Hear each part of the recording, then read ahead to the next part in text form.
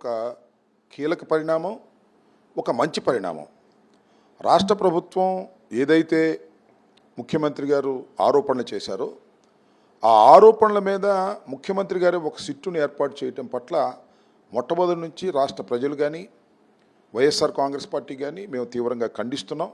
దానిలో భాగంగానే ఇవాళ సుప్రీంకోర్టు స్థాయిలోకి వెళ్ళి వ్యాజ్యాన్ని నడపవలసినటువంటి పరిస్థితులు ఏర్పడ్డాయి. సుప్రీంకోర్టులో ఇవాళ పూర్తిగా వాదనలు విన్న తర్వాత ఇప్పుడు రాష్ట్ర ప్రభుత్వం వేసినటువంటి సిట్టుని రద్దు చేస్తూ ఒక ప్రత్యేకమైనటువంటి స్వతంత్ర ప్రతిపత్తి కలిగినటువంటి సిట్టుని వేయటం జరిగింది. దానిలో రాష్ట్ర ప్రభుత్వం నుంచి కూడా 2 పోలీసు అధికారులు, సిబిఐ నుంచి 2, అలాగే FSSAI నుంచి 1 ఫుడ్ సెక్యూరిటీ అండ్ సేఫ్టీకి సంబంధించినటువంటి విషయంలో ఎక్స్పర్ట్స్ అయినటువంటి వారు. ఎందుకంటే ఇది నెయ్యిలో కల్తీ కలిగింది, లడ్డూలో కల్తీ కలిసిందని చెప్పేసి దుష్ప్రచారం చేశారు. కాబట్టి వాళ్ళు కూడా ఉంటే పూర్తిగా సమగ్రమైనటువంటి రిపోర్టు రావడానికి అవకాశం ఉంటుందనే ఉద్దేశంతో భావించి వాళ్ళ సుప్రీంకోర్టు చేసినటువంటి ఈ నిర్ణయం మంచి నిర్ణయంగానే నేను భావిస్తున్నాను. ఇప్పుడు నాకు అందుతున్న సమాచారం ప్రకారం ప్రైమా ఫేసీగా this is a good thing. ఏదైతే ప్రజలు కోరుకున్నారు, ప్రజల యొక్క మనోభావాలు, భక్తుల యొక్క మనోభావాలు దెబ్బతినే విధంగా ఏమైతే రాష్ట్ర ప్రభుత్వం ముఖ్యమంత్రి ప్రచారం చేశారో దానికి భిన్నంగా ఇవాళ ఒక మంచి స్వతంత్ర సంస్థని ఏర్పాటు చేయటం, దీనిలో వాస్తవాలు తెలుసుకునేటువంటి పరిస్థితికి ప్రజలకు రావడానికి అవకాశం కల్పించి ఇది మంచి పరిణామంగానే నేను భావిస్తున్నాను. ఒక్కటండి, అది చాలా దురదృష్టకరం. ఇప్పుడు ఏంటంటే రాష్ట్ర ప్రభుత్వం, అక్కడ కేంద్ర ప్రభుత్వం, ఒకే ప్రభుత్వాలు ఒకే పార్టీలు చేస్తున్నటువంటి పరిస్థితి. ఎప్పుడైతే సొలిసిటర్ జనరల్ని అడిగినప్పుడు వారు సిట్ని సపోర్ట్ చేసినట్టుగా నాకున్న సమాచారం, ఏది పాత సిట్ని. కానీ దానికి భిన్నంగా పాత సిట్ ఏదైతే చంద్రబాబు నాయుడు గారి ప్రభుత్వం ఇక్కడ ఉన్నటువంటి డీజీపీ స్థాయిలో ఉన్నటువంటి అధికారుల్ని వేశారో ఆ రోజునే మేము చెప్పాం.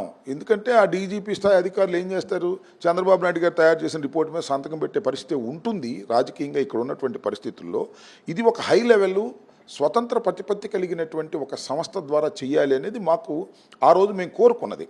అది సిబిఐయా లేకపోతే కోర్టు పర్యవేక్షణలో వేసేదా అనేది ఇవాళ నేను ఆలోచిస్తుంది ఏంటంటే, ఇప్పుడు వేసినటువంటి ఈ సిట్టు కోర్టు పర్యవేక్షణ ఉంటుందని నేను భావిస్తున్నాను. ఎందుకంటే కోర్టు వారే వేశారు కాబట్టి. సుప్రీంకోర్టు అత్యున్నతమైన న్యాయస్థానం, భారతదేశంలోని అత్యున్నతమైన న్యాయస్థానం ఏర్పాటు చేసినటువంటి ఈ సిట్, దీనిలో ఉన్న 5 సభ్యులు రాష్ట్ర ప్రభుత్వ సభ్యులు, సిబిఐ, అలాగే FSSAI నుంచి ఈ 5 సభ్యులు పర్యవేక్షణ సుప్రీంకోర్టులో ఉంటుంది జనరల్గానే. ఎందుకంటే వారి ద్వారా వేశారు కాబట్టి వాళ్ళ పరిధిలోనే ఇది జరుగుతుంది. కాబట్టి దీనిలో చాలా వరకు న్యాయం జరిగేటువంటి అవకాశం, వాస్తవాలు బయటకు వచ్చే అవకాశం ఉంటుంది.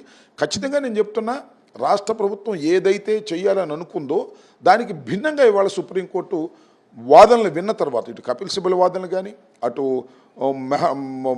అడ్వకేట్ జనరల్ కదా అదే మన కేంద్ర ప్రభుత్వం వాదనలు కానీ, అలాగే రాష్ట్ర ప్రభుత్వ వాదనలు కానీ, అదేవిధంగా సుషాద్ మెహతా వాదనలు కానీ, లేకపోతే తిరుపతికి సంబంధించినటువంటి అడ్వకేట్ వాదనలు కానీ, లోద్రా వాదనలు కానీ విన్న తర్వాత ఒక నిర్ణయానికి వచ్చారు.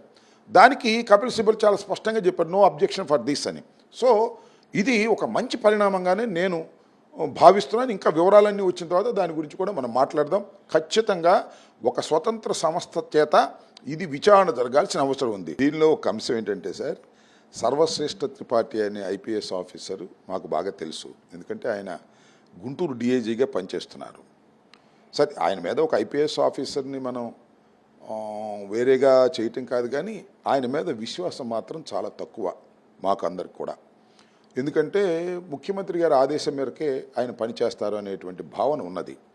అలా కాకుండా చాలా సిన్సియర్ ఆఫీసర్స్ ఉన్నారు ఇవాళ రాష్ట్రంలో. IPS ఆఫీసర్లు చాలా సిన్సియర్గా ఎవరు చెప్పినా విననటువంటి పద్ధతి ప్రకారం పోయేటటువంటి ఆఫీసర్ ఉన్నారు. వారి పేరు నేను చెప్తే బాగోదు, కానీ అలాంటి మంచి ఆఫీసర్స్ని రాష్ట్ర ప్రభుత్వం వేస్తే ఎవరు అబ్జెక్ట్ చేయరు. అలాంటి ఆఫీసర్లు కాకోకుండా వాళ్ళు ఏం చెప్తే వాళ్ళని వేసేవాళ్ళు ఉన్నప్పుడు ఖచ్చితంగా we can object that. Supreme court దాన్ని అబ్జెక్ట్ చేస్తాం. వారి బ్యాక్ హిస్టరీ కూడా తీస్తాం. ఇప్పుడు సర్వశ్రేష్ఠ త్రిపాఠి గారిని అక్కడ వేశారు అంటే రెస్పెక్టెడ్ టు హిమ్, ఆయన ఖచ్చితంగా చంద్రబాబు నాయుడు గారు ఏం చెప్తే అది చేస్తారనే భావంతోనే వేశారనేది నా అభియోగం.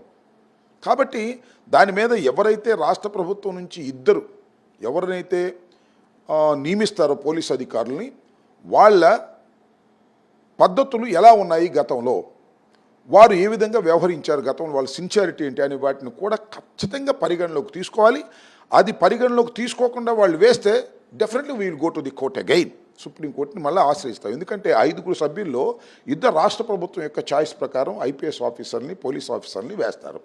ఆ పోలీస్ ఆఫీసర్లు బ్యాక్ హిస్టరీ ఒకసారి చూసుకున్న తర్వాతే రాష్ట్ర ప్రభుత్వం వాళ్ళని అపాయింట్ చేయాలి. అలా కాకుండా ఏదో వాళ్ళు చెప్పినట్టు వినేటువంటి అధికారుల్ని వేసేస్తే చాలా ప్రమాదం జరుగుతుంది. వాస్తవాలు బయటికి రాకోకుండా తొక్కిపెట్టే అవకాశం ఉంటుంది. అఫ్కోర్స్ సిబిఐకి సంబంధించినటువంటి అధికారులు కూడా ఇద్దరు ఉండవచ్చు. అయినా కూడా ఈ సిట్ నియామకంలో సుప్రీంకోర్టు ఇచ్చిన ఆదేశాల ప్రకారం రాష్ట్ర ప్రభుత్వం నుంచి వెయ్యబడేటటువంటి ఆఫీసర్లు ఉన్నతమైన ఆఫీసర్లు, సిన్సియర్ ఆఫీసర్లు, మంచి క్యారెక్టర్ ఉన్నటువంటి ఆఫీసర్లు వేయటం అనేది అవసరం అని మేము భావిస్తున్నాం. దానిలో ఏదైనా తేడా వస్తే డెఫినెట్గా వీళ్ళు approach again to the supreme court అనేది నా అభిప్రాయం. ప్రస్తుతం అందుతున్న సమాచారం మేరకు, ఇప్పుడు సడన్గా అందుతున్న సమాచారం మేరకు మాత్రమే నేను ఇవాళ సమాధానం చెప్తున్నాను.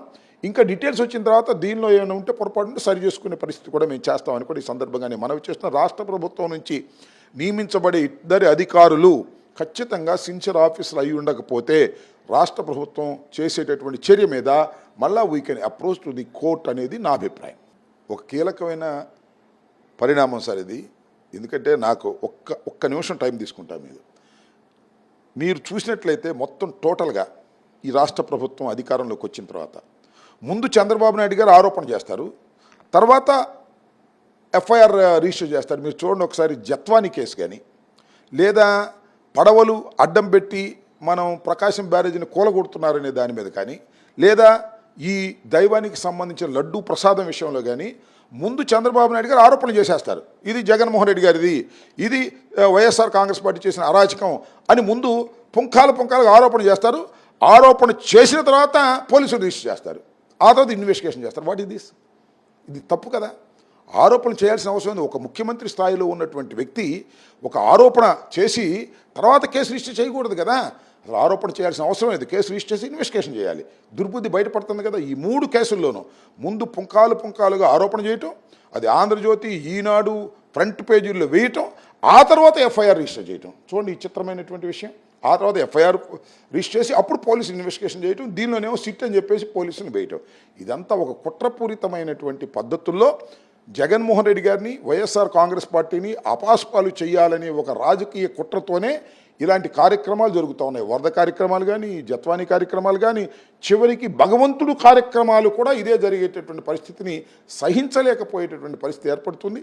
దానివల్లనే ఇవాళ సుప్రీంకోర్టు స్థాయిలో విచారణ జరగవలసిన పరిస్థితి ఏర్పడింది.